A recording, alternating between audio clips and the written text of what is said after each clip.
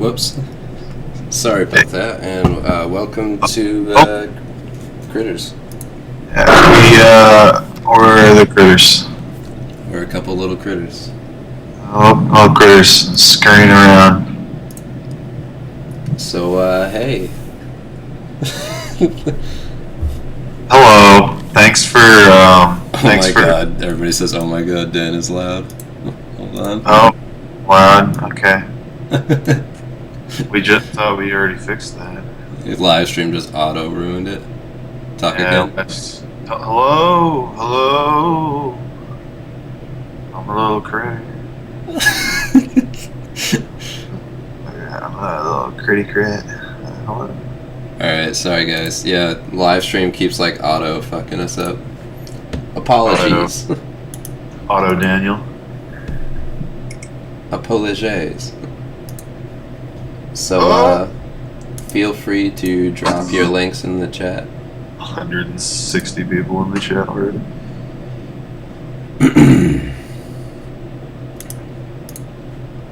Alright, so I got the first 3 images here. Cool. Guys, I just want to warn everyone, my comments as Dave does the paintings, because I'll be doing, crit comments on them while he fixes them. They might be a little delayed with what he's doing just because I'm watching his live stream just like you, and live stream tends to have between like a 10 and 30 second delay.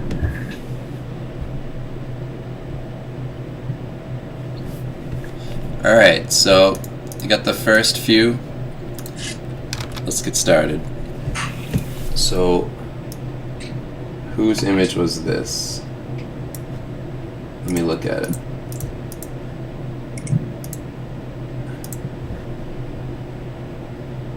This was Kitschbeam. Alright, so what are you trying to do? What is it? What are you trying to show this character? Like, what kind of character is it? What's it for? Is he supposed to be anything? Is he, like, infected? What's up? Is it personal? Is it fan art? Is it client work? Is there a prompt involved? Yeah, I just want to know general things about it. Just so you guys know, if you're new to how we do crits, the more information you can give us about what the thing is, the better a result we can help you get. Yeah, because, if you can tell us the concept and the idea of where it's going, then it can help us quite a bit in making it, really tailored to that. Yep. We want to make the crits relevant to what you're trying to do, not just, here's what Anna Dave would do. Okay, so immediately, let me pull this up for you guys. Alright, here's the thing about this, and I'm bringing the image in right now. This is their character, right? This is from, what's this from? What is this from? Somebody said League of Legends, is that true? League of Legends, okay. Well, with this character, like, immediately, it's a bad design in and of itself. And what I mean by that is that the character from the game, even though you like the game, this is a bad image to be looking at as far as, like, reference goes. Like, this isn't something that really informs anything, because this person, obviously, who did the image is still learning. They're not, crazy good yet at what they're doing. So you want to try and find something that is along the same lines as this, but is not exactly this. So, like, it's a troll, right? So then all of a sudden you can pull up, the WoW stuff, like the 3D WoW renders from, like, their CG things. And you can do that along with, like, pulling up some other references that you think might help, like zombies from movies and stuff. And you can... What? Paul Bonner. Yeah, Paul Bonner. He's a good example of that. And then there's a lot of other people that you can look at for this, and then you can also look at people for this. So I'm going to move this image over and start to do the critique. The big thing to keep in mind when you're doing creatures like this, like a troll or something, is that these kinds of creatures, like, trolls, goblins, stuff like that, even like, elves, gnomes, all those basic faction characters that are in all the fantasy games now, every single one of them is based off of a humanoid figure. You know, like no matter how many changes they make with twisting the features or making them look feral or whatever, they still are built on the frame of a human body. So you can take direct reference of people or of yourself in specific lighting to inform these pieces when you do them.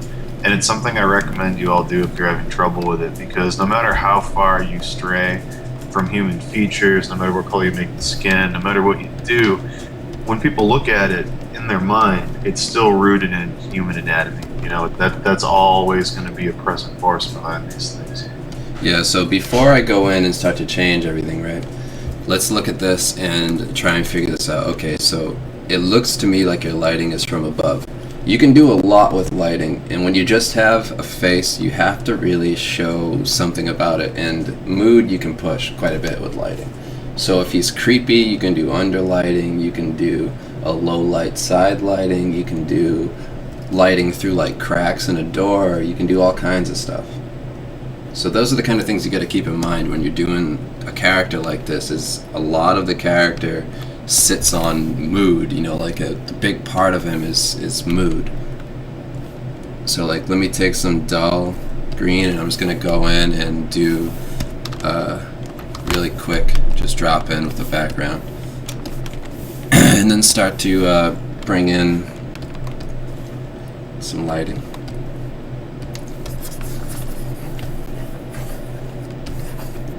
I won't keep it like this, but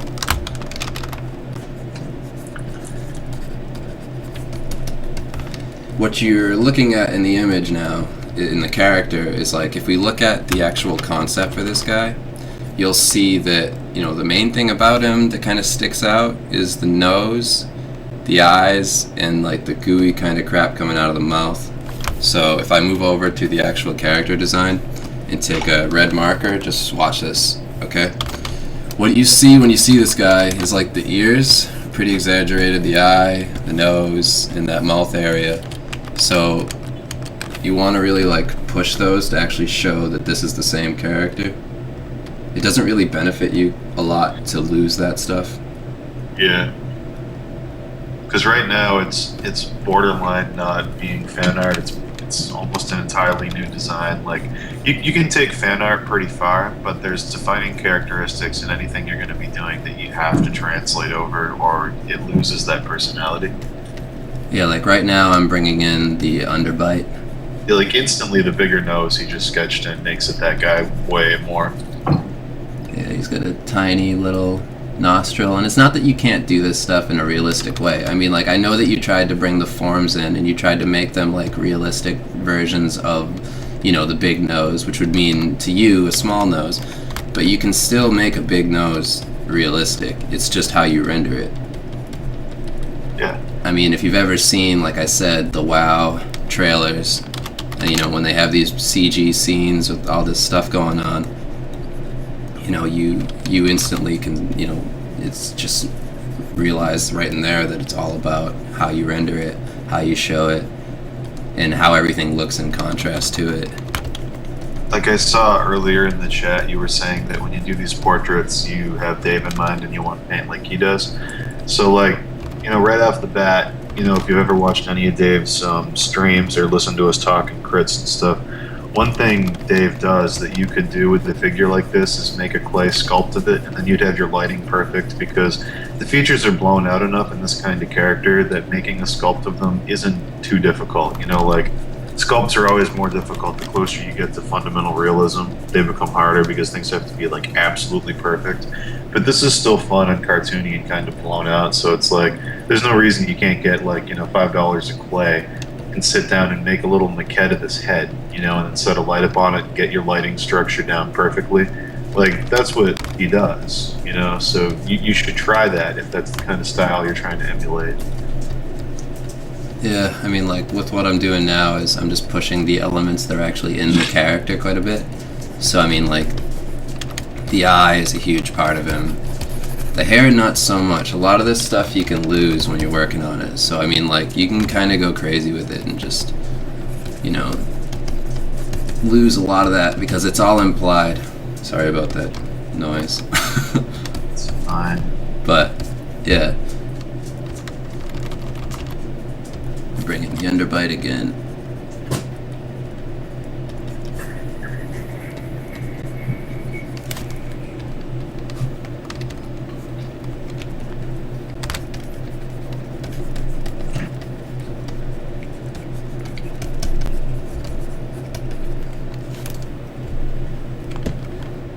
Hold on a second, guys. I gotta mute my mic just for a second. I'll be back. I just gotta do something. Hey, can they still hear me? Hold on. Hello, hello, hello. Can you guys hear me? Can you hear me? Hello? No? Okay. Yeah? Okay, cool. Yeah, they can. Can you guys hear Dave? Can you guys hear Dave right now? No, they can't. Okay. Cool. All right, guys. So Dave's muting his mic for a few. So I'm just gonna look at what he's doing with the over and start talking. So right off the bat, Dave's doing two things he's been talking about, and it's two things you have to keep in mind doing this kind of stuff. First thing he's doing is finding features in the character, because this is a fan art piece. Finding features in the source material and amplifying them to push the character. You know, he did that with the underbite, he did that with the nose, he did it with the eye, he did it by popping the tooth up. The second thing he's doing, you got to keep in mind, is that he's starting to lose edges and draw focus to a focal point. So he's setting up the corner of that nose and the eye to be the focal point of the piece right now by sharpening those edges, bringing the light there. Starting to lose things as they recede away from the eye in the piece. So the hairs become very soft, very vague. The back of the neck is becoming a lost edge. You know, like there's still a strong silhouette in the left side of the face, but, you know, there's no real crazy detail there. It's just a strong silhouette. So you got to organize your lighting and your edge quality to reinforce where you want the eye to go. In this case, you want it to go to his eye, the corner of his nose, maybe the top of that tooth popping out is going to catch some light. You know, those are the sweet spots in a piece like this. As you get away from those, things become less important. You don't have to do as much defining in the edge work. You don't have to make it as crisp, as detailed. But yeah, just keep those two things in mind. Pushing the features, using real light to boost your focal points, and losing edges as you get away from areas of focus.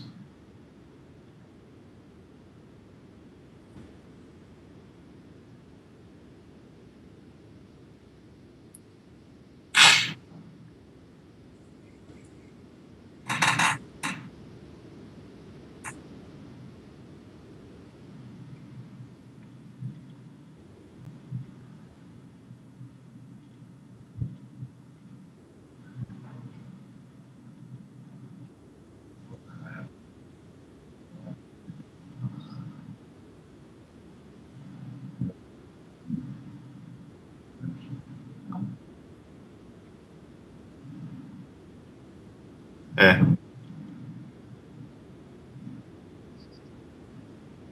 Oh, okay. Can they hear you? Hey guys, sorry about that. My dog got sick. I'm just talking about the features you was finding features and boosting them, and then losing edges as you move away from the focal point, and how you're setting up the nostril and the eye and maybe the top of that tooth to be like the big areas of focus. And as you get away in the back of the neck and the hair and things like that, you can start losing things like that. Well, like, if you're looking at this right now, like, if you look at the character, he has a big, like, hunchback. I don't know if you talked about that. But, that's not really pushed at all in your image. I didn't even see that. Yeah, that's true. He does have a big hunchback. And, the other thing is you're not really thinking about the placement of this. There's actually a lot of emphasis in my stuff on placement. So there's like rule of thirds and composition and all this other stuff that goes on. So yours is kind of awkwardly placed. I'm just going to move them around. So if you can see here, these are the intersecting lines in the rule of thirds, and you can bring around your focus with this. So where the lines intersect are points of interest, and I can bring that down to like around the eye or whatever. and that'll help you a bit. And what I'm going to do is just paint in more of the character.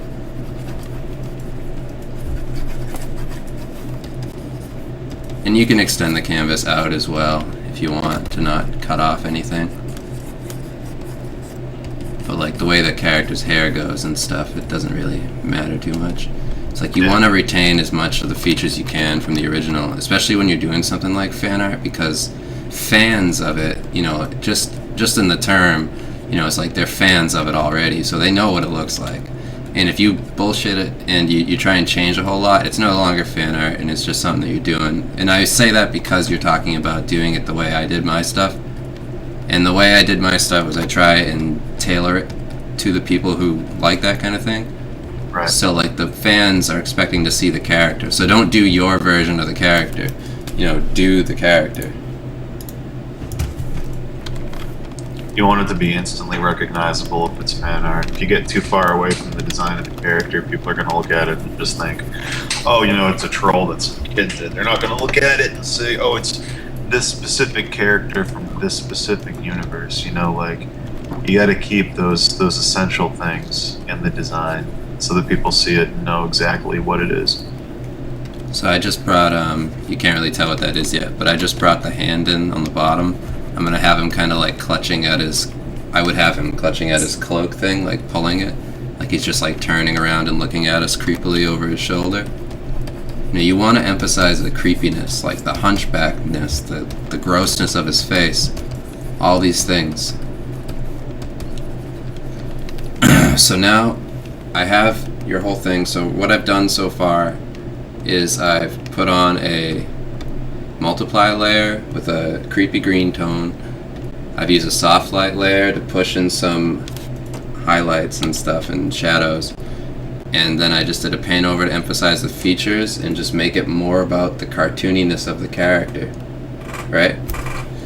So now I'm going to go in and start dropping in the tones. So I made a color layer, and now I'm going to select some of the main colors from this character. And I don't mean I'm going to go color pick. I mean I'm actually going to do my version of it.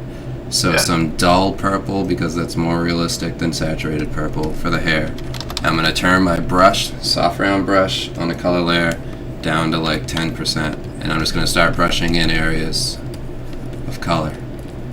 Can you see where it's coming in the hair? Yeah. And now I'm going to do the same thing with a dull red for the blood and stuff on the face, you know, the raw exposed muscle and all that. And this is like a wash, so I'm slowly building up colors. If you're wondering, anyone in here, if you've ever tried traditional or if you haven't, the way Dave's setting up the colors right now in the piece is exactly how the old masters set up their paintings and illustrations. Using transparent washes to build up areas of color and things like that, to add temperature, to make areas of focus, and then go in with the final paint on top of those washes is exactly how all the old oil painters and things did their work. And looking at the character, it's hard to really tell from, like I said, this is not a very good image, right? So the image that your reference isn't very good. The problem is that I can't even see what main color he is. He looks like kind of a blue-gray. So that's what I'm going to run with. So I'm going to select a blue-gray. Same thing, it's all in the same layer, and I'm going to bring it in.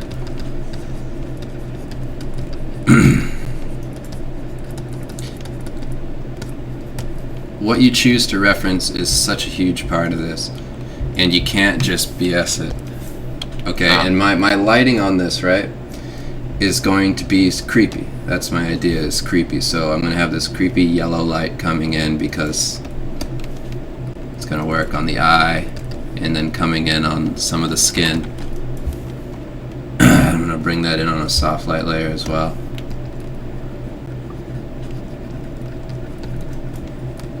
So I'm keeping, the point of this is I'm keeping some of the saturation from the original style. That's the whole point of bringing in that tone.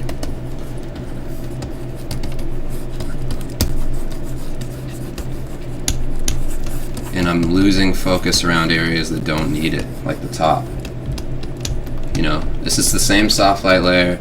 I have it set to 10% opacity in a soft round brush, and I'm just brushing it in here. You see, I selected a darker tone. Yeah.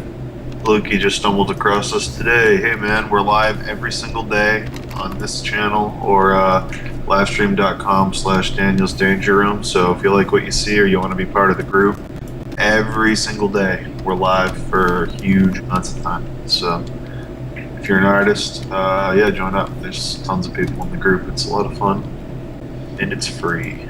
Yeah, it's always gonna be free. So anyways, on the image right now, I have these kind of tones going on, all this, color now. It's really dark, right? So I'm gonna take a soft light layer again and reinforce those highlights coming in through the creepy door or whatever. It's like he's looking over his shoulder and you're walking into a room and you see him. That's the idea. It's creepy. So I'm going to take a brighter warm light and just start bringing it across the face.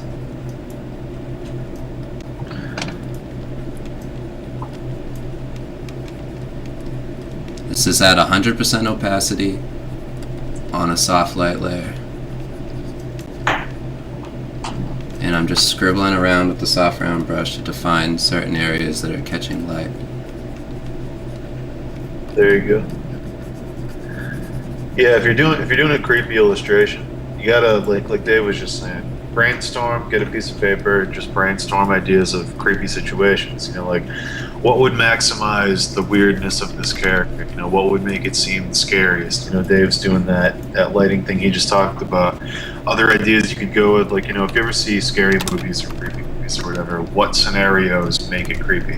Like, a car driving by a window and just that quick turn of the headlight light catching through, going over something that isn't supposed to be there. That's creepy. A door partially open with that weird diagonal slit of light that goes across the wall in a skewed angle. Catching something's eye as the door shuts, that's creepy. Like, you got to think of little scenarios that you can use to maximize these portraits where even though you're not doing a scene and even though you're not drawing a door or even though you're not making the whole room behind them, you can take that implied scenario and use it for your lighting setup, and it works extraordinarily well because it becomes something people recognize. It becomes something they've seen in film or in other illustrations.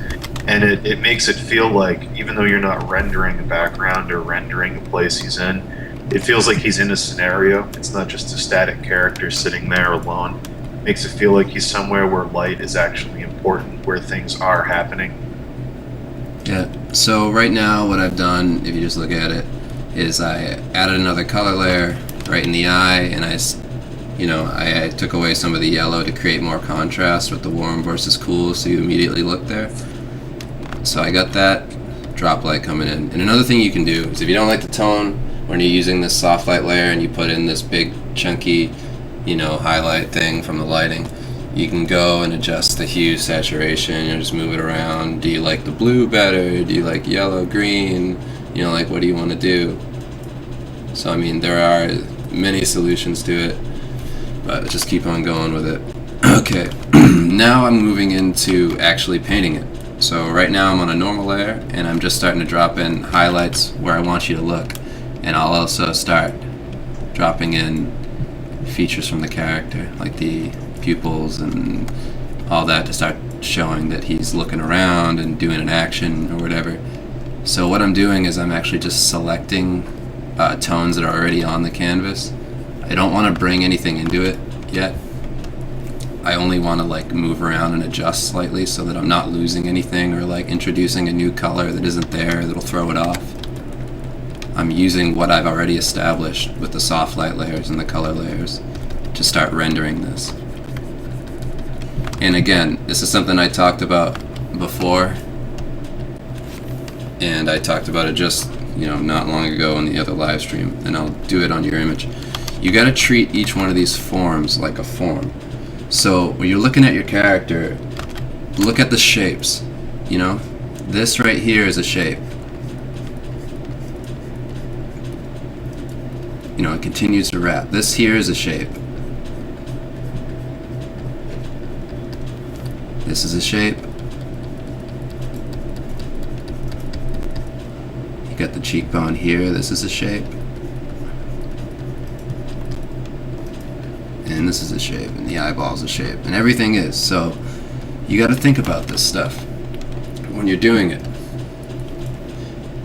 So like if I do this, you know, all of a sudden this is in itself a thing that I'm rendering. You know, all of these shapes become just cylinder exercises, right? That's how you should think of it, is like, you know, like you could render out Play-Doh and render it, you know, like move it around in your hand to be this size, this shape, and you could make the lighting scenarios and actually figure out exactly how to light it. And that's something you got to keep in mind when you're doing this, is each one of these things is a shape. So right away, what does that mean? So where does the shape peak towards the light? Well, if the light's over here and it's coming down on the face like this, you know, we got this lighting coming in like that. Well, then we can figure that the light is going to hit on all the peaks that are facing it.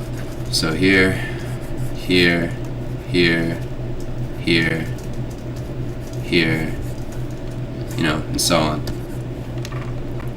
depending on how the shape flattens and how it rounds out. And keep that in mind when you're doing it. So like now I can go in and I can do this kind of stuff, like again, treating that part around the eye as a shape like this. Now when I render it, I'll render into that shape. So all Dave's doing when he does this, and it's something that's really helpful if you guys are having trouble figuring out planes, is that he's going in and he's doing those curves on each form and outlining them and making sure he understands that, you know, for example, you know, think about it like if you were looking at a really high poly model of this thing. You know, if you shut off the render on top, you'd see all the planes and stuff curling away with the grid as it wraps around those forms. If it helps you to imply that grid by going in on a layer on top and drawing those curved lines, how they do it, you know, how they'd move in space, so you figure out how it catches light, that's a totally valid way to do it. It's a great way to learn, because like essentially, you know, the nose isn't a flat shape on a canvas. It's not a triangle that just comes out of the face. It's a tapering cylinder that exists in space. So if you want to go there and draw those, like, you know, ellipses that curl around it to try and figure out that you're getting that arch exactly right, you know, if that helps, by all means do it, because that's what this is. You know, you're rendering a form. Whether you're doing it with 3D or 2D, the same rules are going to apply. Yeah, and the reason I say to wrap like I am, you see how I'm wrapping these with lines like this? Like when I do that, essentially what I'm trying to do is what you normally see in like the way masters draw. That's how I sort of like figured it out for myself how to do it. What the masters do is they don't shade. You know, masters do not shade their pencil drawings. They don't. What they do is they wrap lines. It's tons of tiny lines, and it makes the forms read as forms. So using that approach, that's how I, you know, I mean in general with every brushstroke you do on anything, you should do that. But I'm doing it quite literally when I do all my images. And it helps me quite a bit to think of it like that. And then when I start to render out the forms and wrap them all like that, you know, like you start to get this feel of, you know, receding space and the depth in the image and, you know, how it moves towards the viewer in a way. And like everything about it just kind of starts to work out as far as the shape goes. You know, like as it goes away from the lighting, like I'm doing on the nose here, it's catching on certain surfaces, because this guy has crazy skin, you know, like he has crazy rocky skin. You know, like I don't even know what the hell's going on with his skin because it doesn't make any sense. But you can still use that and make it realistic. You can find a solution to the artist problem who even drew it. You know, like he doesn't even know that you can fix it because he doesn't understand it yet. Oh. But you can fix it. I mean, that's one of my favorite things in the world, is getting jobs where the character is like half-assed done. Like it's not even that great.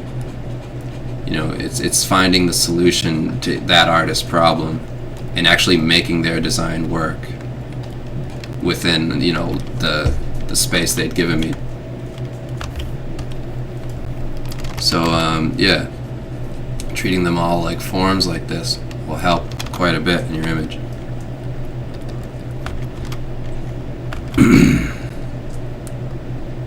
Just little things you can do. I mean, the way that I do it, you don't have to do it that way, but the way that I always do it, just to make my forms pop even more, is I'll go in and bump up other parts to make it read as more three-dimensional thing with secondary light, stuff like that. So, I can come into this and bring in like a cool light source over in the corner here. I can do that and bump this down again. Well, not quite that much, but I can start to bring in some cooler light from below, and you can do things like wrap that around the form to make it pop more, just to make all your forms read as three-dimensional forms. It's kind of like if you've ever seen any sort of marketing images for new games. That's a really good way to look at things. They're not all great, but for the most part, they're simply made to read as images that pop. And if you look at any of that marketing stuff, like a great example is there's this Gears of War marketing art, and I don't necessarily like it. I'm not a fan of the game really, or any of that stuff. But the marketing artwork is designed in a way to make the 3D forms read as even more three-dimensional than they are, like than in-game. And they use this stark contrast, and they use these lighting scenarios that are made to pop the images forward and to totally define the forms. So if you can do that in your image, with stuff like this, that helps. Just to address something that was said in the chat, 4-Ton Mantis, you said, just a side note, if you have a job and your character has to be on model, do not change that character. Yeah, I mean, obviously. It's just that this stream is a crit stream, and this piece happens to be fan art, so we're critting it as fan art. If this were an actual job he was doing for League of Legends, and they said design this character based on the model, obviously you don't have the freedom to change that because your art director's telling you to do a specific thing. But if you are doing fan art and you're your own boss and it's not, set down in a contract that you have to do specific things, you can take these liberties and stay true to the design and still push it in your own direction, make it more real, whatever you're going to do with it. But this is fan art. This isn't a job, so you can take those liberties. If any of you are working in the industry and you get a job that's on model, you don't happen to like the model, or you don't happen to like the character, there's really not a lot you can do. You can suggest, like, hey, do you mind if I take some liberties with it? They'll probably say no. And if they do, you really can't. Like that, you just have to do it that way. And the other thing about it is, I can just say, I can say this, I can't tell you what it is, but I work for League of Legends. I know these characters, I know that kind of stuff. If you can actually take their characters and bring them into a new light, they don't hate that. They're not totally against artists doing interpretations. They have these champion wallpaper things that they do, and with each new release, and they're cool. But they're all about artistic interpretations. So on something like this, it's totally good to be able to do that. If they tell you to match the style, then you have to match the style. That's just how it is. You guys just got to understand that every company is going to be different, and some companies have more freedom than others. Obviously, if you're working at a company like League of Legends, they don't really have a huge overarching design philosophy. A lot of the stuff kind of looks the same by comparison, but people do take risks and switch it up, and they do variant skins and things like that. If you're working for a company like Magic, there's a lot of freedom involved because all the artists there have their own styles. They might have to stick to a character's design, but how they render it and how they paint it is totally up to them. And then, if you're working at a company like Blizzard, everything kind of has to look the same. They do have an overarching design philosophy. It's all rooted in Samwise's style.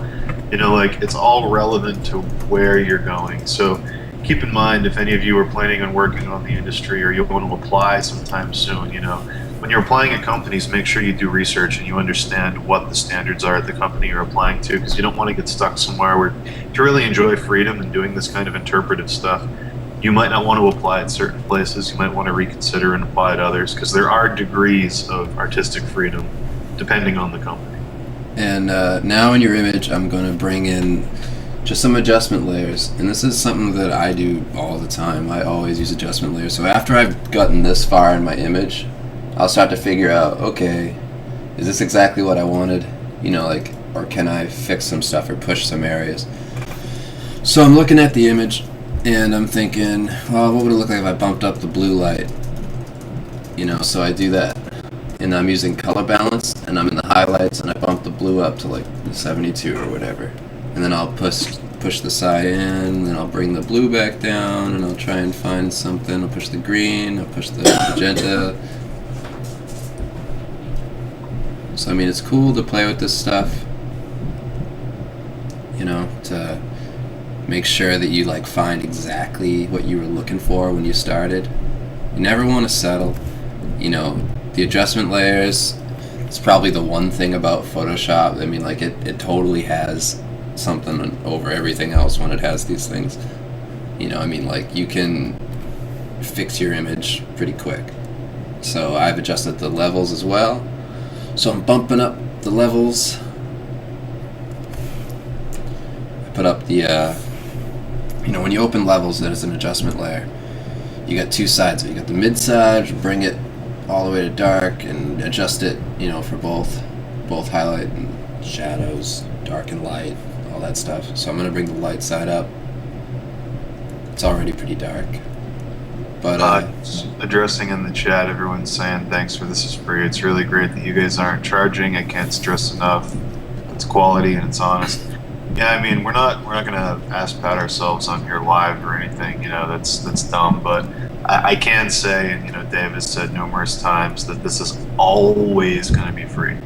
You know, like that we totally believe in free artistic education. We don't agree with charging for tricks and tips and whatever. So, you know, the streams are growing. Trevor's starting one, Wizards is starting one. They have a huge Crimson Daggers family of streams. It's always going to be free.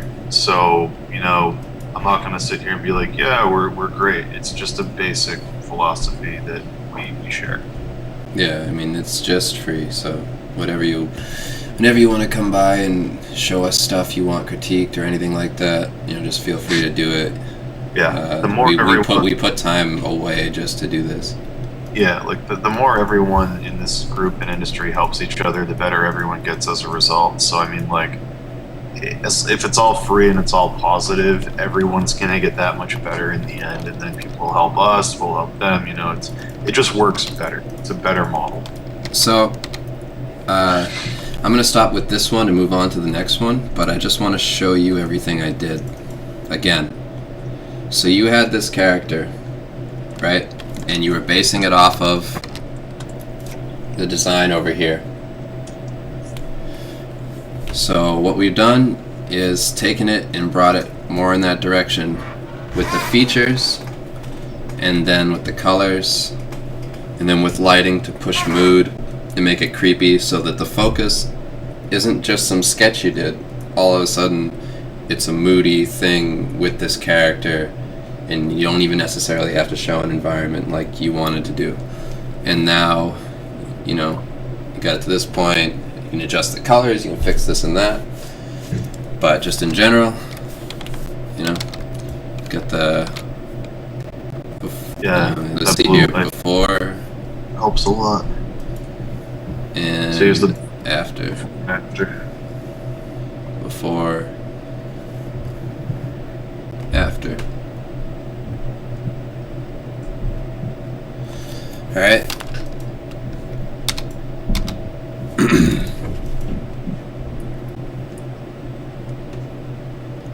Just don't be afraid to push things in the character.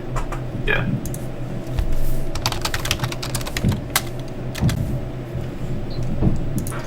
On to the next one. I have them open up so you don't have to drop anything into the chat. People are asking, how do we submit? Can we send stuff in the chat?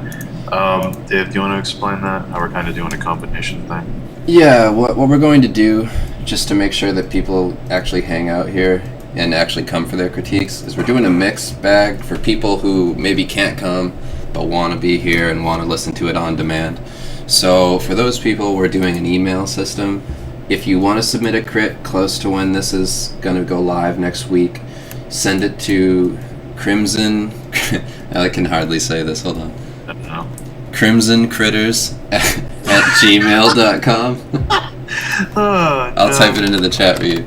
CrimsonCritters at gmail.com. I hope that has a Z. It doesn't, because I didn't want to make it more confusing. So CrimsonCritters at gmail.com. You send it there for next week, and we'll do the next crits. Yeah. We're gonna do a few from the emails, and then we're gonna do a few from the chat. Yeah. So it'll be a mixed thing. Anyways, on to the next one. And just so you know, we're probably going to get flooded with images for crit, because everybody likes getting crits. So if we don't get to yours right away, bear with us. And just to remind anyone who's in here that doesn't know, I'm Dan from Daniel's Danger Room. I stream every day. Dave's usually on every time I go on. Yep. And we do 2 crits every day after my study portion. I move the study portion around, to be fair. Sometimes it's in the morning, sometimes it's at night, so I can get people from different time zones, to be fair about it. But after I'm done studying, we always do 2 paint overs every single day of the week. So this is just a long form version of that for everyone at a set time.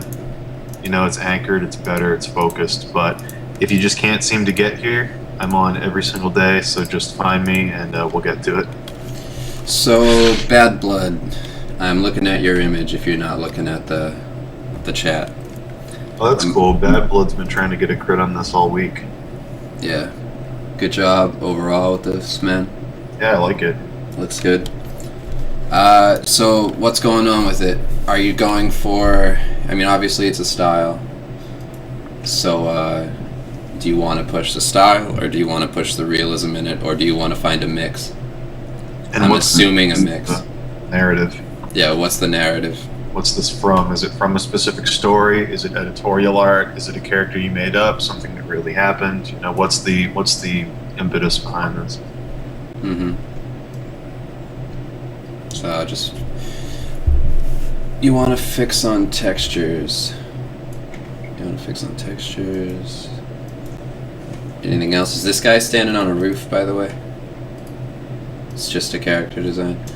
The reason I say these things, and the reason me and Dan always stress it, is because the more information you can bring into your character, the more you can do to push design and the character itself. Because the main point of a character is that, he's showing character. So when you're showing character, it's usually rooted in some sort of, culture or whatever that has to do with whatever world they live in.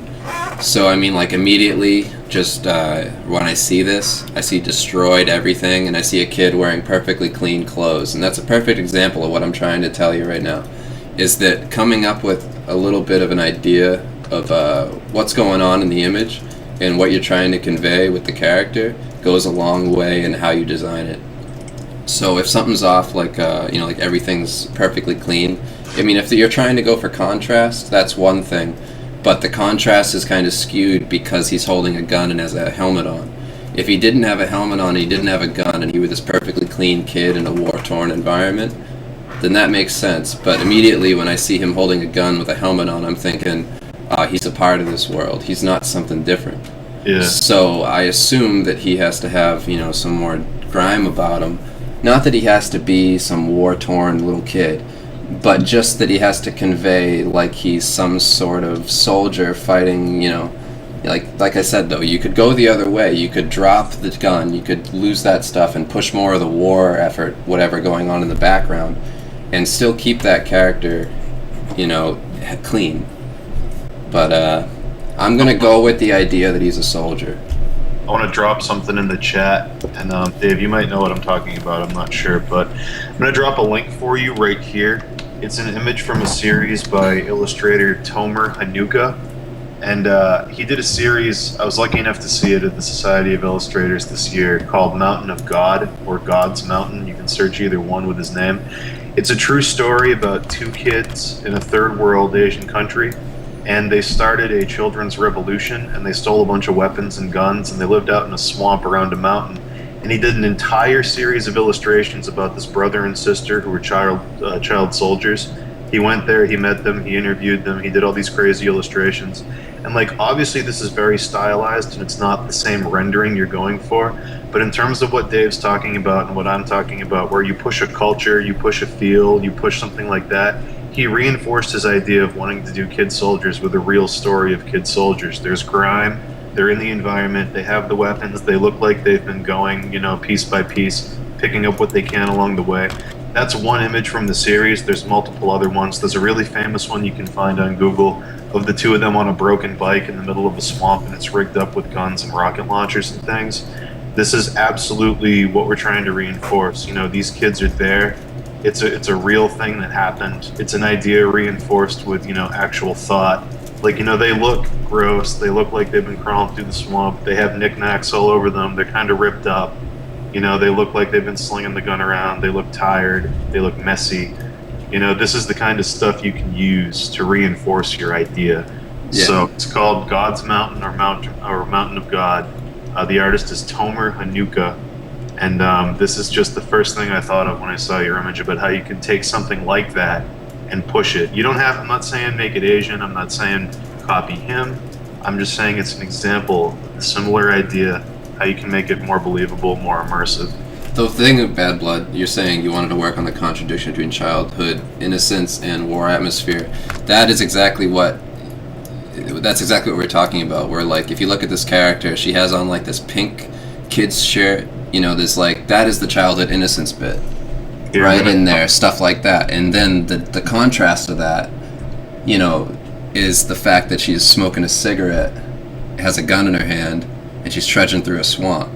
You only need a little bit. You only need a little bit to push that idea. The contradiction is already there if you're drawing a kid and they have weapons. When people see kids with weapons, the contradiction is instant. You don't need to push it in further. The fact that they're kids with weapons is perfect. Like, I just dropped the link in the chat to the famous one of them on the bike with the rocket launcher. Like, that's a super famous image from that series, and it's the exact same thing. It's the innocence of kids on a bike, yet they're strapped with weapons and they look like they've been through hell. Yeah. So, little things that come up immediately, and this has less to do with the concept and more to do with just rendering, is in your image you do this thing with the eyes, and it's sort of like this, I've seen it before in like Naruto, but you outline the eyes with like makeup. And the thing about it is that kids don't have that. You know, you don't need to do that even in your style to push it. You know, like, you can lose that quite a bit. So I'm just going in and painting over that. Just getting rid of it. And you can already see that it helps make the kid look more natural.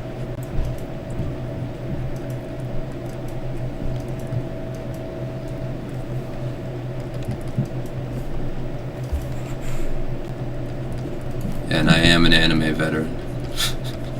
Yep. And other things that are going on is, like, the lips are skewed. The lips are skewed to fit the face shape that you made. And you can change that. Just adjust the face.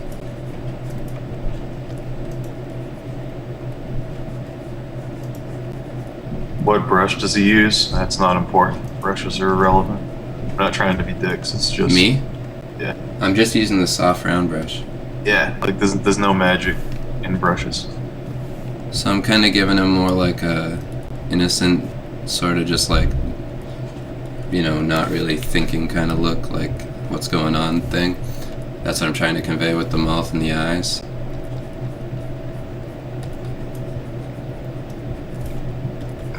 And now it's up to, you know, now you have this thing with all the brightness and the colorfulness and the cloth here that you can lose. And you can basically start to render things out a bit more and start to push the textures. Sorry, my dogs are gonna bark, but there's a bunch of people walking by my window. So I'm gonna start pushing that. You know, you're doing this sort of like formulaic thing where People do this a lot when they're first learning, like, you know, to push the skin tones. What? Check out the chat and consider banning Deeps. He's just trolling.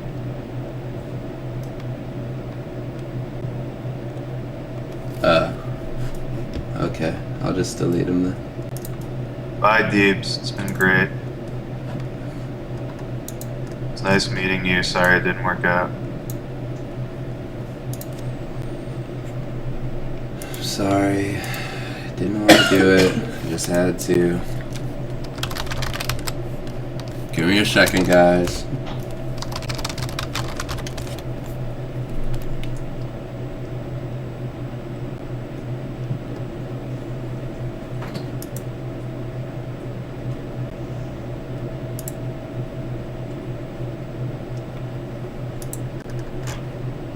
You'll find a stream that likes you for who you are someday.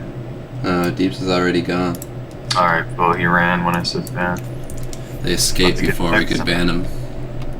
Keep your eyes peeled, guys. It's out there on the net somewhere. He got out. It's like aliens. Alright, so... Alright. One thing about this character is that, he's kind of just, like, flat right now. And if you want to push, like, the more realistic side of it, matched with the anime, you can start to go a little bit darker around the edges and lose that solid white kind of rim lighting that you got going on, which you don't necessarily need. Again, it's all about focus. So, like, there are certain things about this that are a bit weird. And what I mean is that you got these lights in the background, right? Like, it's sunset, but then you have this light coming in, like, from up here, which implies that the sun's up there. And if the sun is over here and not up here, then you need to make some changes. You know, like, if it's down here, you're gonna have to darken the sky up here, and then you're gonna have to change whatever light this is. And then if the lighting's up here, then you're gonna have to lose some of this. It's one or the other. Because your lighting is so much up here, I'm gonna go for the, you know, for changing the background. Dan, can you share any links for anatomy reference? People in the chat, Daggers, if you're listening, can you drop links to the Loomis books and, you know, like Michael Hampton, whatever else you got? We've got some resource stuff on our blogs, but, like, since we're all here, if you guys got links, drop them. You can go to saveloomis.org, and that has all of his books in PDF. Those are great. So just little things that you do in your image that don't make sense and that you should think about is, yeah, let me get the red out and I'll just circle them for you. Deeps is big.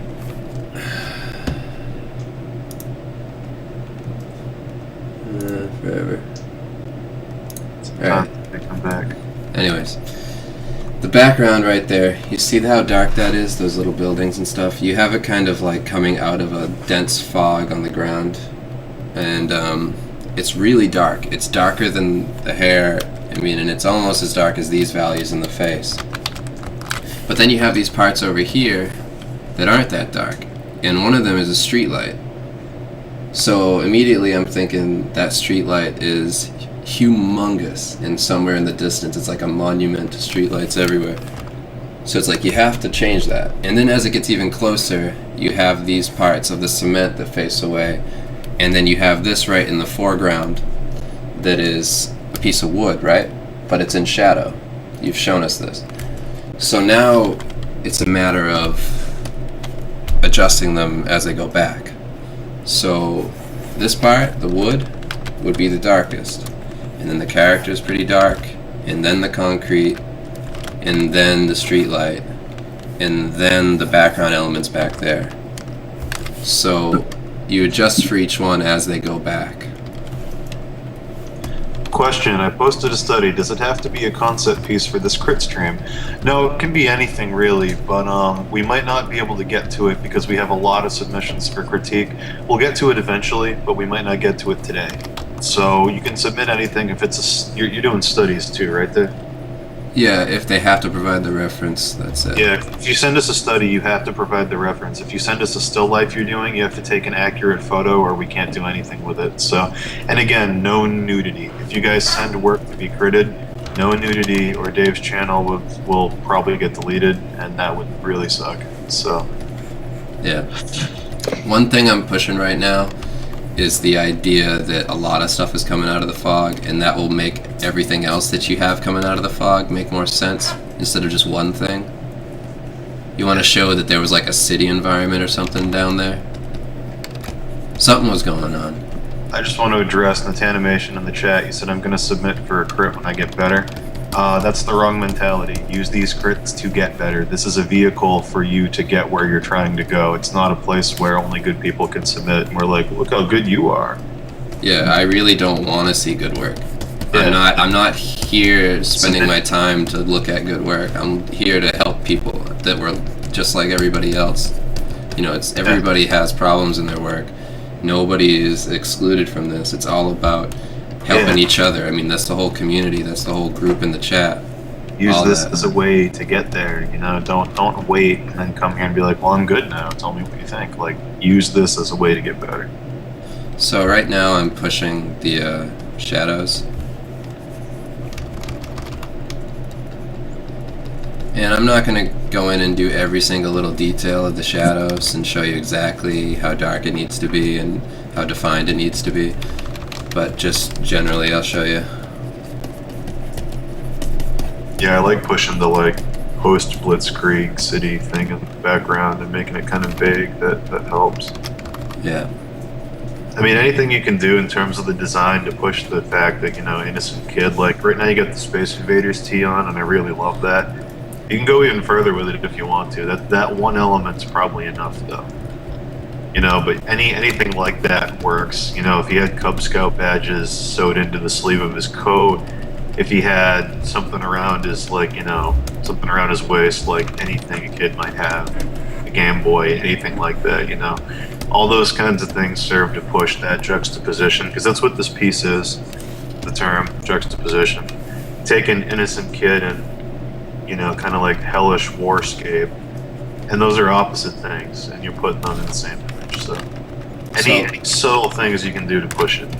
What I'm going to do now, and I suggest you do in any style, is start to draw the eye around. I've created this sort of arcing line here, which I was going to make just to pass through everything. So you go like this, and then like this, and then like this, through the character. One thing about that immediately is that something like the street light is it's literally just there to be random. It doesn't necessarily work for the design. Like, you could do other things with it. You know, like you could have it coming up and around like this. Or have like a few going down like this highway that's kind of going towards the character or something. Yeah. Like a bridge. You could even, like, if you wanted to do to push all kinds of stuff. Yeah, if you wanted to push the diagonal in the kid, like, you know, there are raised sections of highway cities, like on-ramps and things. You could even have one curling up behind his shoulders with the pillars below it collapsing. You know, like, there's all kinds of city elements you could push, like those raised highway streets or, you know, anything like that. If he's standing on a road and you want to find a way to add a lamp, you know, just think of where the lamp goes. It goes on the side of a street or it goes in the middle of a highway. So if you want to get more of that in, you know, use the vehicle for that lamp in the background and then put the lamp back. So look at this right here. In your image, it's a common thing that people do. They just assume that everything needs backlighting. Everything does not need backlighting. You need to think about why something has backlight in the first place. Now, I'm not going to call you out and ask you like questions like you're some fucking student. I'm not going to do that. I'm going to say, just in a general sense to everybody, how reflective do you think concrete is? You've seen concrete. Think back in your mind. How reflective is concrete? Okay, is it reflective enough to show a highlight like this on something like shoes. Yeah, have you ever seen white light bounce off of concrete onto shoes like that intensely? You know, it's something you've never seen. And you have to think about that when you're doing it. Think back to what this is. You know, think about your textures. Think about how light reacts to textures. Think about what you've seen over and over and over when you're doing this. So, immediately, you got to get rid of those, because concrete doesn't do that. And you're just gonna immediately gonna look more realistic. And the other thing about this is that as you move away from the face, you can bring more focus to your character if you start to lose some things. So like, even though that pushes the shoes back into the shadow, it doesn't matter, because that's not what we're looking at. We're looking at the kid, his face.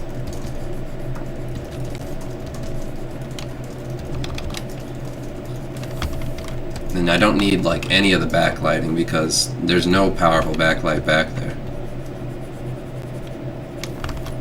And a lot of things you can do with this image is play with cast shadows to make everything pop.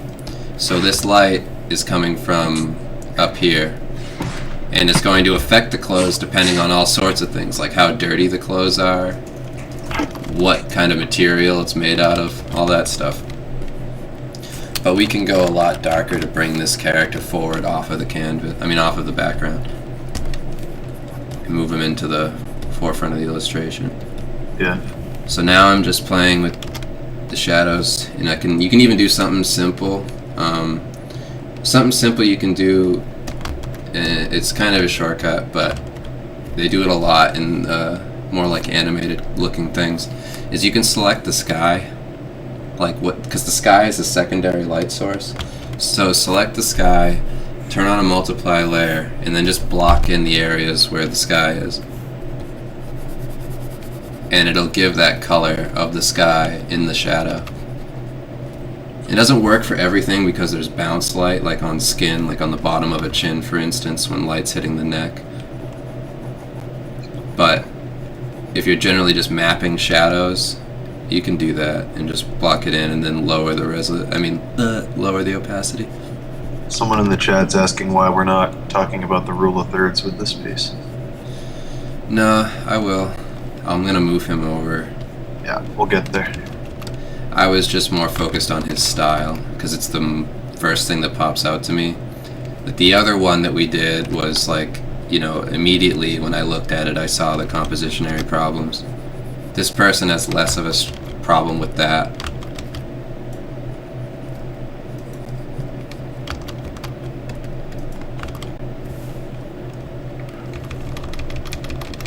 And the lighting on this kid and on the concrete's too close to him.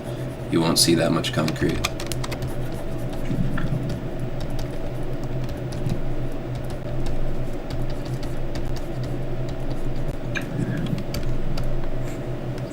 Question, Dave, have you considered writing an educational art book or just a book of your artwork in general? No, I don't want to do that, really. In terms of an educational book, this is better. We're live and interactive every day of the week. Yeah. We don't just say the things you'd read in a book, we actually provide examples on paint-overs and things and do interactive questions. So I'm going to use a soft light layer now and just add some dirty textures to the character, like we were talking about, to make it look like he's been around a war area. Now this is a shortcut. I wouldn't only do this for mine. I would go in and actually define out stuff. So I'm just adding grime to him. Yeah. It's like, if you take a kid wearing perfect clothes, this is the thing you gotta understand, it's implied storytelling. If you take a kid wearing perfect clothes, every cut, scrape, or stain you add to those clothes literally tells a story to the viewer. It's like the same way that if you drew a soldier guy and you put a bullet hole in his helmet and he was just standing there, being a soldier or whatever, instantly he's not just a soldier, he's a soldier who survived an attack. That's somebody who shot at him. In the same way as the kid, if he had a cut and a blood stain somewhere, maybe he was crawling over barbed wire, maybe somebody attacked him, maybe a dog attacked him.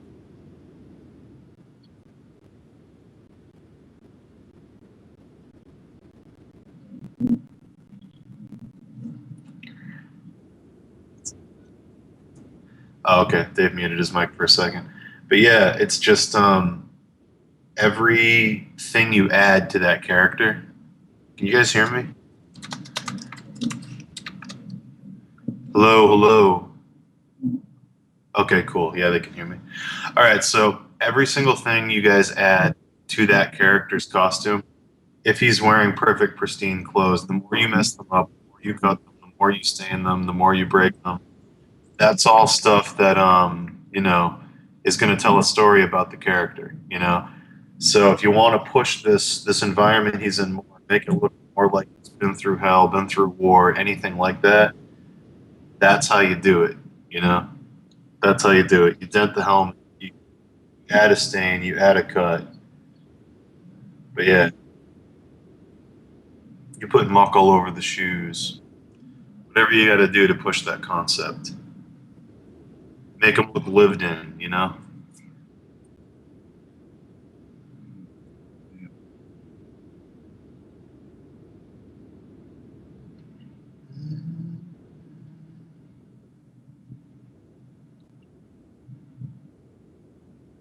Okay.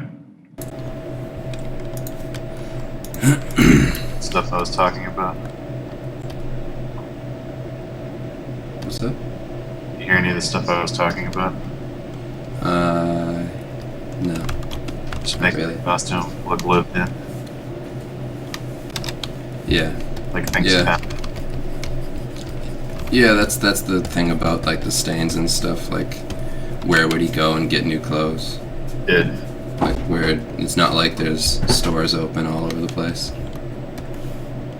Just to answer your question in the chat, Dave's dog's really sick. So if he mutes the mic and I'm just talking for a couple minutes, don't worry, he'll come back. Yeah, it's actually supposed to do some stuff today, and a lot of the times when the movies and stuff are off. So it sucks. But it's okay. Are you going to see Beauty and the Beast 3D? No, we were gonna go see Girl with the Dragon Tattoo. Because I didn't get to see it yet. Yeah, I want to see that too. Anyways, what I'm doing now is just dropping in textures and shadows and all that stuff to just further reinforce where the focus is in the image, which is his face. So all this stuff down here doesn't need to be super bright. Just remember that when you're working on an illustration, you have complete control over everything. Like, you can decide where people look in your image. I mean, like, you do all that stuff. So it's like, if you don't want them to look at the ground and that's not your main focus, then don't light up the ground. Don't put any contrast down there. Like, it doesn't matter if it looks super real. You don't have to worry about it. Just make sure that it makes sense compositionally, and you'll be fine. Yep. So now I'll talk about the rule of thirds. See here, easy thing you can do is move the character down, and to the left, or to the right, depending on how you're looking at it. The thing is about this composition, you have to realize the character is so close to the top. Like, he's not totally hugging it, but the fact is he's a kid. He's supposed to look small. The environment should be bigger in comparison to him, even slightly, so he feels smaller and out of place. So, like, moving him away from the top of the canvas and possibly shrinking him a little is going to help do that. But he definitely shouldn't come down. Yeah. Yeah, like that. If I want to add dirt to the clothes, do I need to pay attention to colors or textures? Yeah, it depends what you're doing. It's like, if you fray the coat and there's a cut or something, or it's running thin at some point, it might help to look at how cloth frays so you get that right, so it looks like the fibers are peeling off in that little spot. If you want to add blood or something, you should look at the color of dried blood, because it's not, super red. And, a lot of people make that mistake where they're like, oh, his arm was bleeding, so his arm's neon red. Like, if you're going to add any specific kind of thing like that, where it is a texture or it is a color, use reference to inform those decisions. If you're just adding basic muck and grime, maybe look at caked dirt on boots or something like that. But I mean, there's some things you can get away with implying, just like, basic soil stains, things like that. And there's other things like frayed fabric where you might really want to take a look at it just so you don't make it look like hair or something else. Yeah. Let's see. So, just trying to fix the composition going on here.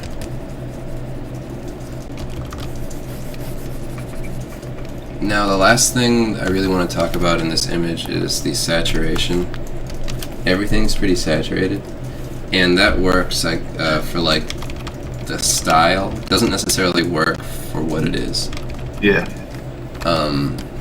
Because it's like a war thing. It helps that he's saturated. That helps. What doesn't help is that everything's kind of saturated. So you need to adjust for that and move around, the area and make it less or more so in certain places where the eye should lead. So I'm just kind of desaturating the sky a bit. I want to play with different tones. You can make it look polluted with a green, yellow kind of thing. Or you can just go like a dull blue. There's all sorts of stuff you can do.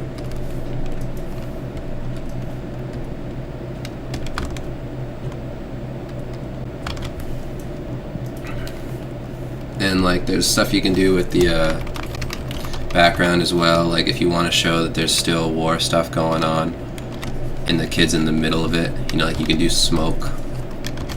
Yeah. Like I'm just quickly putting in some smoke stuff just to move the eye more towards him. The city's on fire or something. And then, I mean, even with that, you could do your original idea if you wanted to. Like you had the original idea of having the sunlight coming through in the background. Like you could come back into that if you wanted to turn it into like a flaming city or something. Yeah. Which is fine. There's solutions to your problem that I haven't addressed. There's many ways to go about it. A low, thin sunset. If you wanted to bring warm in on the very horizon to pop the kid, Well, that's the thing I was talking about, is that like he did that before, but then his other lighting doesn't make sense. Well, how low was it? I'm talking like a very small sunset, like super secondary. Yeah, it was low, but the thing about the light on him is that it is sunlight, and it's not anything else. Yeah, okay, I see what you're saying now. Yeah. Like it is sunlight, it isn't anything but sunlight. Yep, I get it. I get what you're saying. The sun has to be in front of him. Oh, cool, we got another Christian's bot in here. Yeah, we keep getting those. Hey, Christian, click on that. So far what we've adjusted for is the composition, the colors, the texturing, and the overall story elements of, what we talked about. The last thing I'm going to talk about is your general foundational knowledge of what you're doing. Like in this character, in this illustration and in the character, there's a lot of random like anatomy flaws. If you check it out, like the feet are wrong. Like it kind of looks to me.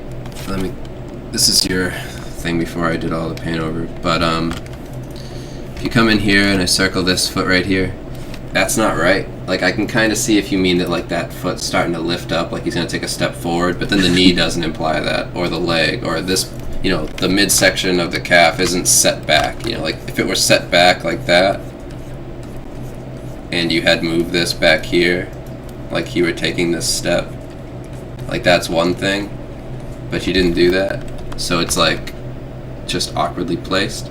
So you gotta move that forward and make it look like he's firmly planted on the ground.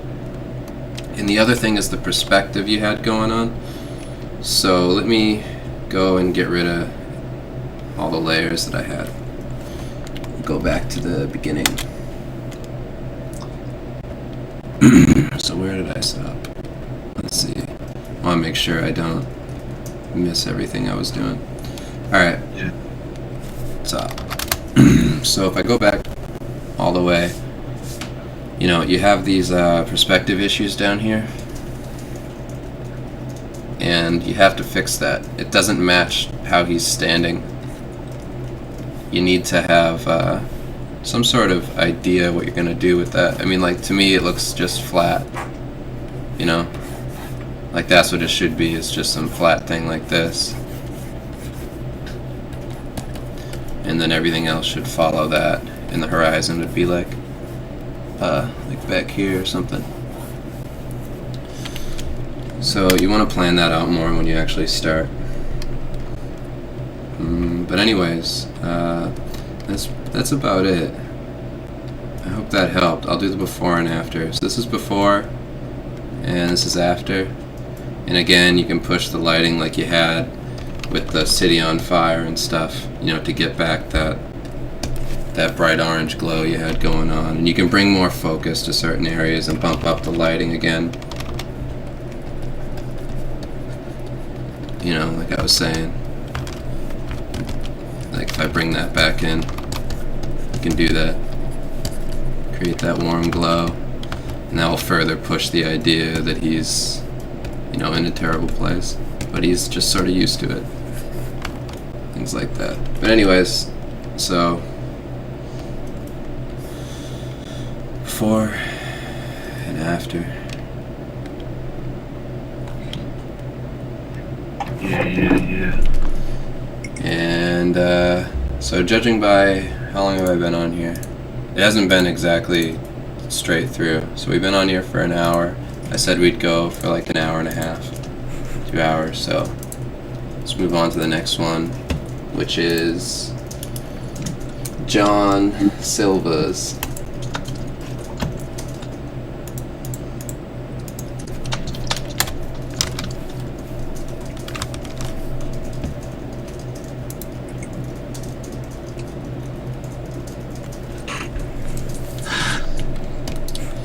So I see what this is. This is more like it's like a magic card kind of thing, like just a card illustration style. Can you zoom? I see a bunch of hands reaching for what looks like a knight, dude. Can you zoom? Yeah, I zoomed in now. Okay. I just have to move around because it's a small picture. Yeah, the posture of the guy is really awkward. I can't tell if he's limp and dead or if he's like scared and screaming. It's somewhere in the middle. Yeah, Because if the face is there turning and he's scared and screaming, there's no tension in the muscles, which makes it look like he's dead. And if he's dead, the head reads as he's reacting.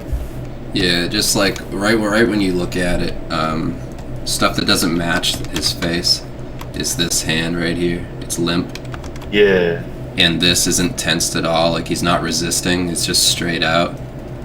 And he's not like pulling his shoulders forward. Like imagine you pulling away from arms. Like imagine arms all over you. What would you do? You'd pull your arms towards your chest, just ripping away from it any way you could. You know, like turning your body this way and that and whatever. And he's not really doing anything. He's kind of just letting it happen.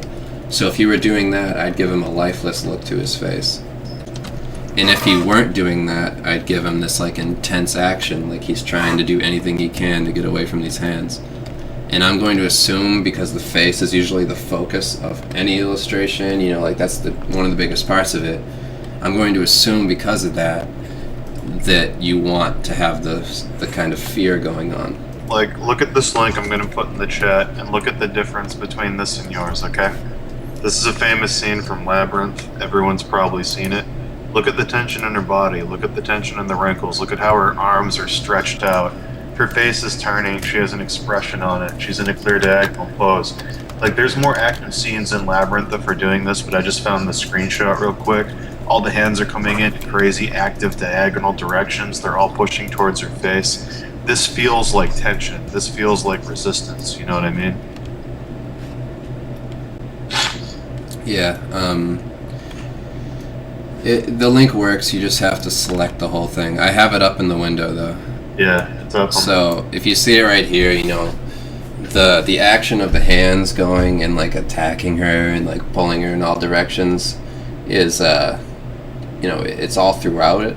I mean, like, that's one thing I was going to say, is that you should add more hands actually grabbing him. Yeah. Like he's getting pulled apart or something. Almost every finger on every hand. Like down in the bottom left corner, there's that hand coming in. We're on this, the thumb and 3 fingers.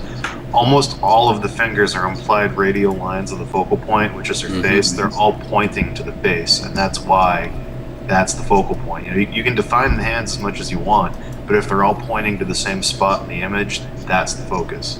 Yeah, I mean, hands immediately are just lines pointing at whatever they're going towards. So you have this great tool immediately with that hand is to just like really literally point to the direction you're supposed to look.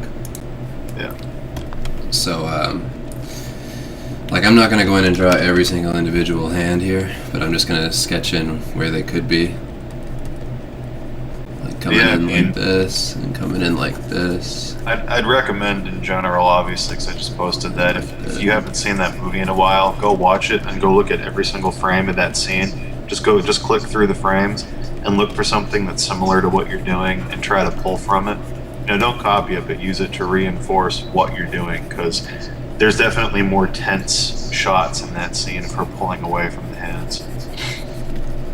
So I'm just sketching in these blocky forms of where hands could go, just to like push the idea that they're like everywhere. Yeah. So you want to just create like lines, like gripping lines all around the character. Like, look at this. I'm gonna put this in the chat. I was actually digging this up on the net, and then someone typed it in. This is that Donato thing that just came out of his Joan of Arc. It's the same thing. There's tons of hands in the piece, but they're all pointing at her.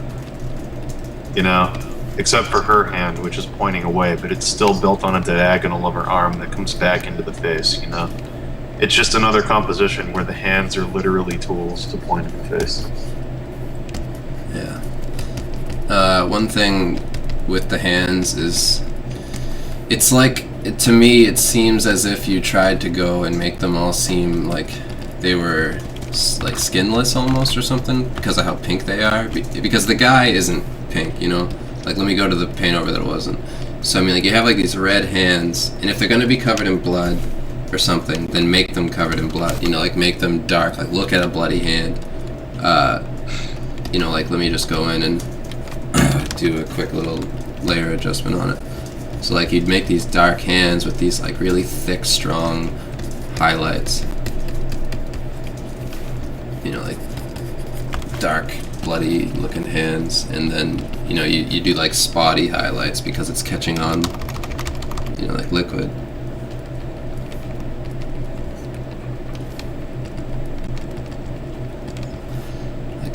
But because of what it is, I'm just going to go in and play with the idea that it's just hands. So right away in this one, you got to adjust for the pose. I'll talk about design and stuff after that. So let me get rid of the layer of all the hands he did and just work on the pose. So you got to have him pulling away. You just have to, because of his face. Dave, they want to know if you're going to be providing links to the paint-overs you're doing. Actually, I saved the first one. I didn't save the second one. Sorry, bad blood. We'll do that from now on. This is the very first one we've ever done, so it's kind of like a... These going on YouTube? ...idea of where we're going to take this. Yeah, they're going to go on YouTube. Okay, so you'll have a high-def copy of this video on YouTube that you can just pause and look at the painting as it progresses. Yeah. So, just use that. That's the best we can do. Yeah, I apologize, but, we're learning as we go on what works best for this. Yeah. So, you can see in my image, I just move the arms up and away, like he's falling and scared, and there's just hands all around him. And the falling thing implies that there could be hands everywhere. Yep. Like he's falling literally into a pit of hands grabbing for him, instead of it just being a room with hands coming from the shadows. Yeah. And again, it just reinforces that you could do a really cool screen cap study from lab. Yeah, and you should always back up your stuff with studies. If you don't know what you're doing or you have a problem with it, you know, always reinforce what you're doing with a study to just quickly get an idea of where to take it. Yeah. And there's certain force things in this image that you really, really gotta watch out for. Like in the face here, you want to show the face, so you drop in these highlights. You won't see that. Like you won't see that at all because of the helmet. Yep. You're just not gonna see it. There's nothing you can do about it. You're just not gonna see it. So I mean, I know you want to show the face because that's what it is, but you've chosen an angle that stops you from showing it. The helmet either comes off or the face disappears. Yeah. And if the face disappears, you lose that. And See, if the helmet comes off, you know, that works fine too. What I automatically think is, why don't you have a hand of pulling the helmet off? Or like, if you really want to keep it, like either lose the face and make it a silhouette like Dave just did, because that looks cool and creepy. Or if you want to keep the hand and still show the face and keep the helmet, like have it pulling it off them. You know, like just find a way to make it work if you want to keep those elements. Yeah, and one thing before I even change the helmet to being pulled off, look at your helmet design. You have this part here. It's sticking straight out. This visor thing, right? It's sticking straight out. Look at your mask. It's just a flat piece of metal. And it has a hinge here that goes down and across. So this probably has a hinge here, and it just comes right over this. You know, that doesn't make sense. Yeah. You can't do that. Base your ideas off of reality. Understand how helmets work. Because I immediately saw that right when I looked at it. I was like, what is this design? Because it doesn't make sense. You have to watch out for that. Yeah, it's a classic complication. We talk about it on here a lot. It's the form v function thing, form versus function. And it's like, you know, you can make the form as cool as you want, but if it's not functional, it breaks the image because we automatically see it. And even if you don't understand in your brain why something looks awkward, your brain often can put that together subconsciously.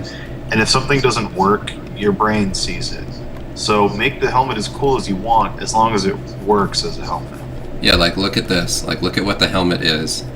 Once I break it down, that's the front view of the helmet. It's just a piece of thing on a face, and this is the side view of it, and the thing comes out like this, so that means that this has to go all the way over here out in front and sit like this on front of the dude's face, you know, which is ridiculous. Like that just, you know, like what part of this protects you, you know what I mean? Like you have your whole face exposed on the side and just this thing in the very front. Like what's the point? So really think about it when you do it. You can't just bullshit this stuff. Especially when you're coming into an illustration for a client. It's like it doesn't make any sense. It looks awkward. Design it before you do it if you're not sure what you're doing. I'm just going to get rid of that faceplate because it already looks like just a regular European military helmet. You know, so you don't need to have that.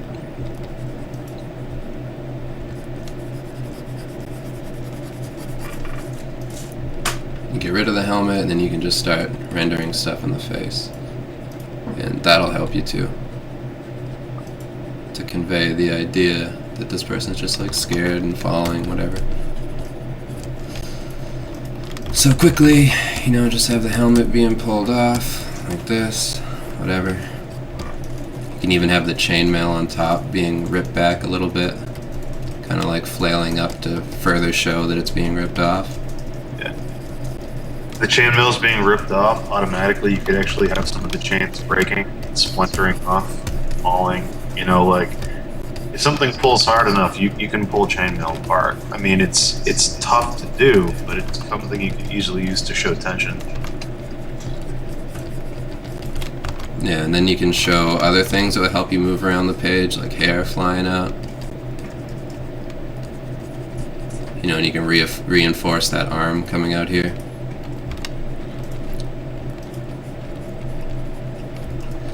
And push more elements of the armor. And then the other thing is you have this sash thing that he's wearing. Like, what is he wearing? You know, like, immediately my mind goes to, like, is he, like, a Mexican guy? Like, is this us? You know, like, what's going on? So, I mean, you gotta figure that out. Like, why is he wearing it? Why is it so huge and bulky? What's the point of it? You know, like, is it a scarf? Is it, like, a massive blanket scarf? And then there's obvious other things that go on in the image that you have to change, like, let me get the red out again.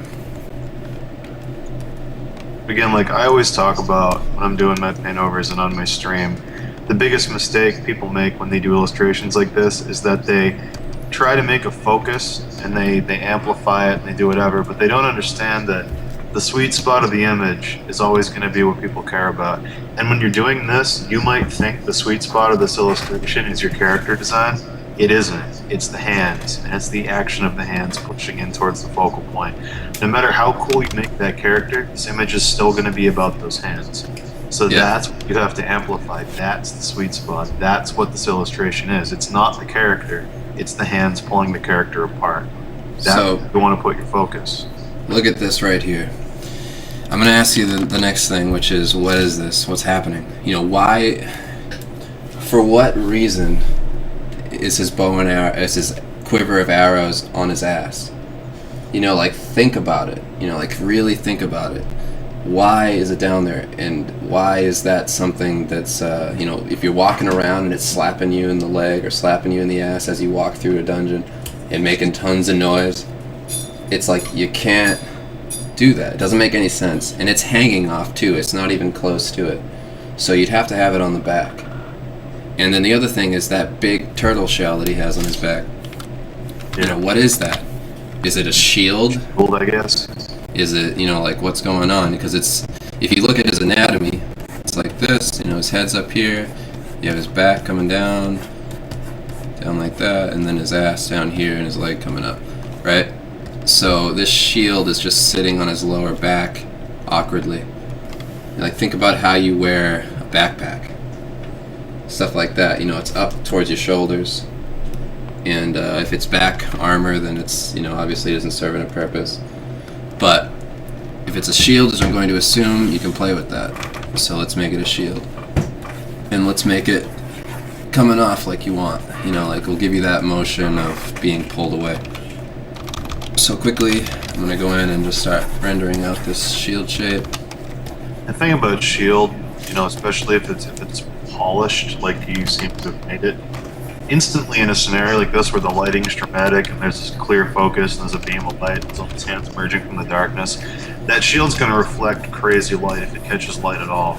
So that's instantly a huge tool and a huge problem.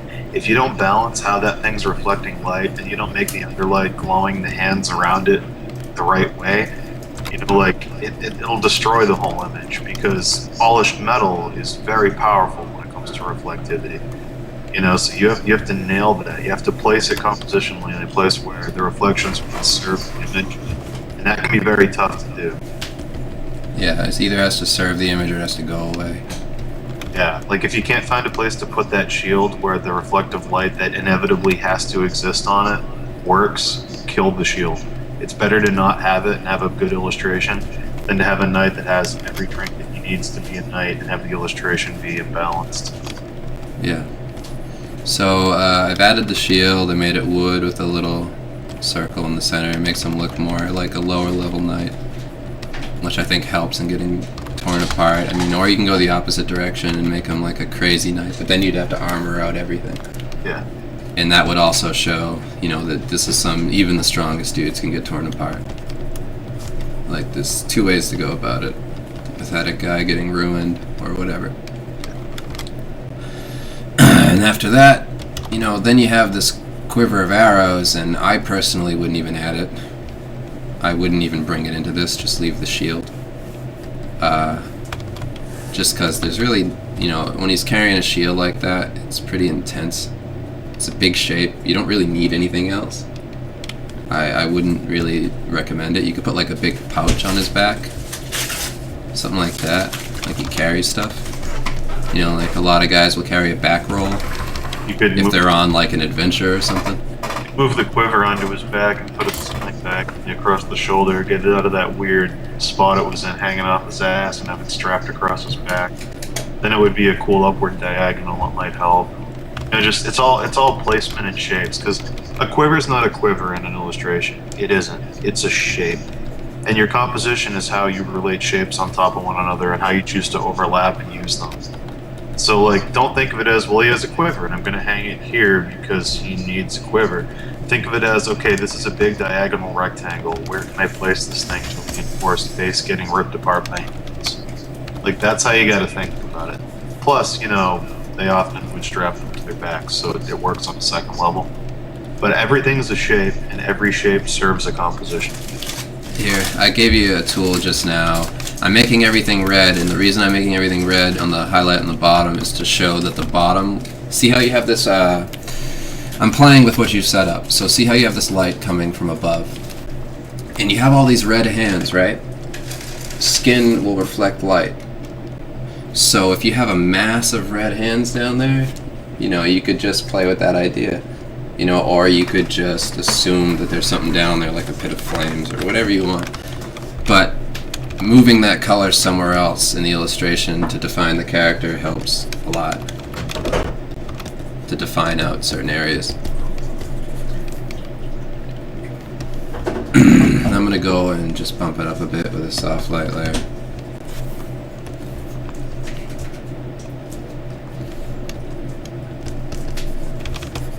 I mean, it's a little saturated. I'll adjust for that. And then you gotta do the opposing thing, which is make everything else less saturated.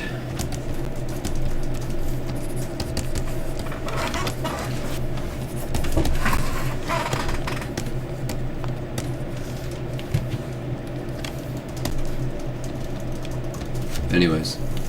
Yeah. Now I can start to bring back those hands I originally did. But, I mean, now it's not serving it, so serve your composition. What do you do? Wrap them up to the focus. Question, why soft light, not overlay? I've noticed much of a difference when I try it. Does it not play with the same colors as much as overlay? It's just not as intense. Soft light is softer, and it's not just like it doesn't just like bump up the crazy contrast levels that overlay does. I mean, that's why I use it. I mean, I wish I could tell you exact like Photoshop reasoning why. Yeah, I don't really know Photoshop. I'm not super smart. Yeah. I just kind of use the tools. There's people who can tell you these things, but not them. Yeah, we're not that cool. We're just sorry, guys. Like, yeah, if it looks good, we do it. That's really it. So, as you can see, I'm wrapping the hands to move the eye exactly where I want. The hands are a tool. Everything in this illustration is a tool.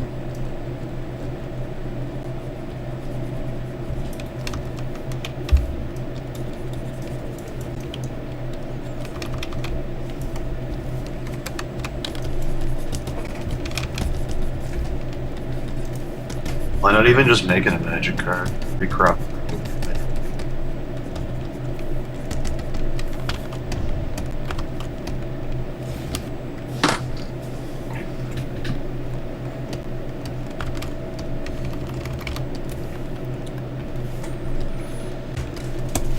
Like, I'm looking at it right now. I mean, obviously Dave doesn't have to do this. It's just a suggestion, and it would take a while, so I'm not asking him to do it. But in your illustration, I want you to consider this when you get off here.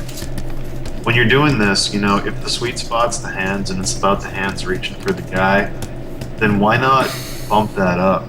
Why not make the hands like an overwhelming thing, like a wave of hands crashing around the guy, just a mass of hands.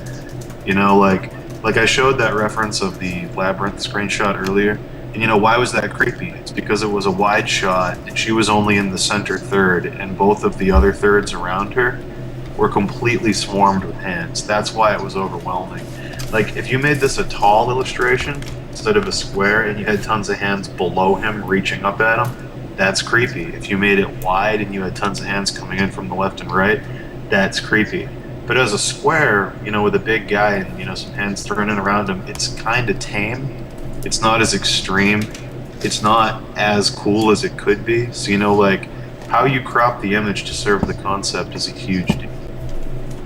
Like, if this isn't creepy enough, or if this doesn't push that sweet spot enough, don't be afraid to recrop it. I mean, you could make this wider or taller. But either way, it needs more hands. You know, that's the thing. If you wanted to make it a Magic card, if that's the kind of market you want to get into, just get that format. You know, that's a wide horizontal. You could just make it that, you know? Yeah, I mean, it'd be perfect for Magic. It'd be perfect for one of those vertical ones, like Dan said. I mean, like, you could take this in more than one way. A square, no matter what way you do a square, it's always kind of awkward. Yeah, square. I mean, like, it's not exactly a square, but you're in a square. Square compositions really don't work. Yeah, Like, I mean, like, square is something you're forced to do usually. yeah, even for portraits, square compositions are pretty flawed. There's just something awkward about them. Everything's too regular. You know, there's no room to really get away from it. Yeah, that being said, though, your concept is fine. I mean, it's a good concept. You know, that's something that's cool, it's creepy, you don't see where the hands are coming from. You know, good idea. It's just the thought. It's just putting in more thought. So, I mean, I'm going to stop working on this one and just show you the before and after. So... Oh, one quick thing before you do the before and after. If the hands are reaching in around them, there has to be one cropping over that shield. It's making a weird... Yeah, right now they're all hugging around the circle of the shield. It looks like they're underneath it. It's making a weird tangent where they don't exist in the same space. You need a hand clearly going over the shield, cropping it out. You have to have that, or it's going to look fucked up. Yeah. So anyways, guys, I'm just going to throw that there. But anyways, you could do whatever. But just make sure that you cover it. Make sure you break up the shapes. I mean, that's what Dan's saying. If you don't break up shapes in the image and they just stand alone, it's always kind of awkward, especially with so much chaos going on in a piece. Yeah. You need to show the chaos, and chaos is interrupting shapes. Chaos is the busyness, but with a reason. So, I'll show you just right away the point of the hands. Well, it's just like in any scene you do, no matter what the illustration is for John and everyone else in here, there's 3 spaces that always have to exist, no matter what you're doing. There's a foreground, a middle ground, and a background. This character's in the middle ground. There's hands behind him and there's hands in front of him. So instantly we need to see the hands in front in the foreground and the hands in back in the background. That's what surrounds him and makes him look overwhelmed, okay? So we need the hands in the foreground cropping out the big shapes of his body, crossing over that shield, pulling up across his back. We need the hands in the background reaching towards him with the open palm. They haven't quite grabbed him yet. They're emerging into the light. They're kind of vague. If those 2 things are there, he's in the middle of this thing. He's surrounded by a swarm of these hands. If those things aren't there, it becomes flat, it becomes 2-dimensional, and it doesn't look like he's in an environment. Mm-hmm. So look at what I did with the hands. I turned them all into shapes pointing exactly where I want you to look, and that's how you got to treat elements like that in an image. Is they are exactly that.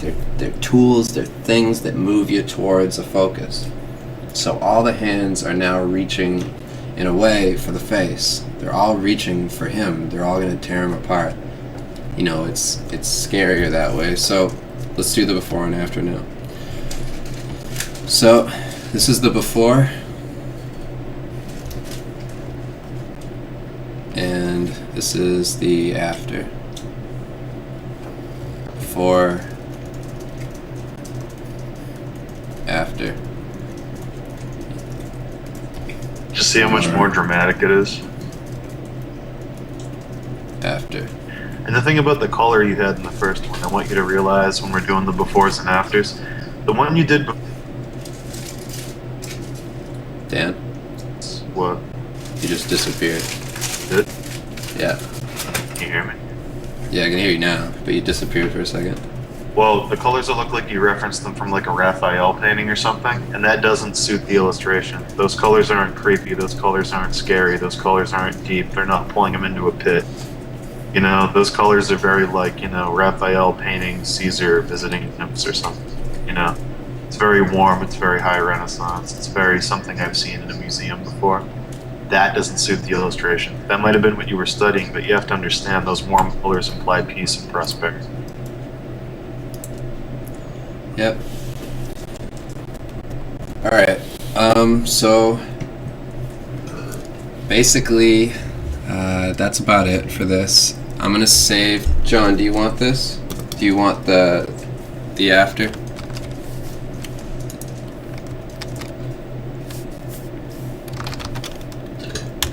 I'm gonna start posting them on the. I'm gonna make a critters section for the blog, and there's actually gonna post the before and afters for you guys. That's my idea. So I'd start taking the ones from my stream and putting them on there too if we have a crit section. yeah. Okay.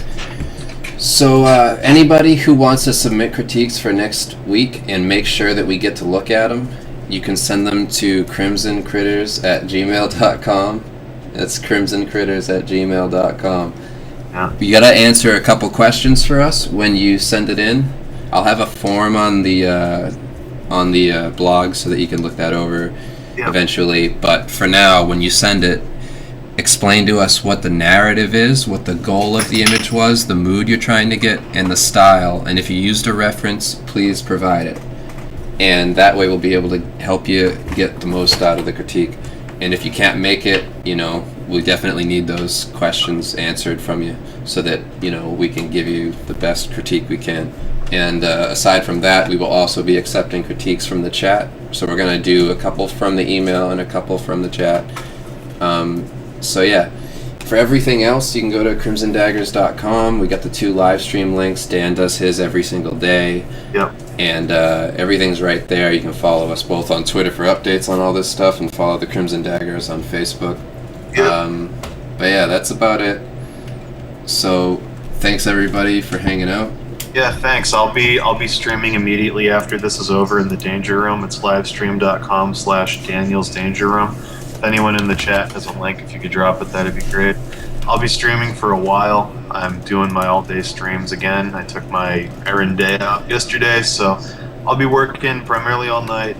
If anyone's doing the Bloodsport 4 action figure challenge, I'm going to stream my entire thumbnail and comp process live starting in like a couple minutes. I'm going to take the box thing that Dave made and I'm going to start working with compositions for a few hours. We're going to get into the illustration and do the studies later to reinforce it. So I'll be there. If you want to join me, that'd be great. So now it's time to play it out. Playing it up. Just playing it out. Playing it up. We had to play it out. Playing it up. We need that theme music. It's just it's what happens.